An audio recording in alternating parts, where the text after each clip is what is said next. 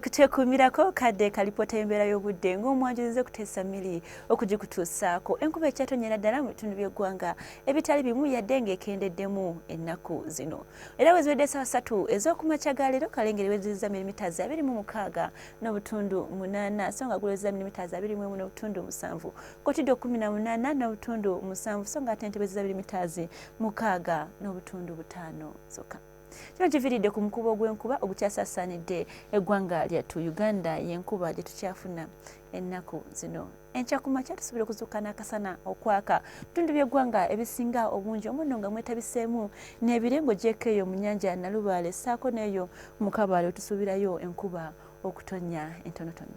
Malya g'ebyemisana embeera tugisuubira okukyukamu mu bitundu ebyebulunguludde ennyanja Nalubaale ssaako n'eyo mu Kasese ne mu Kabaale tusuubirayo enkuba entonotono naye nga ebitundu ebyo ebisigaddewo tusuubira akasana okwaka nga bwe kakuba nkubamu.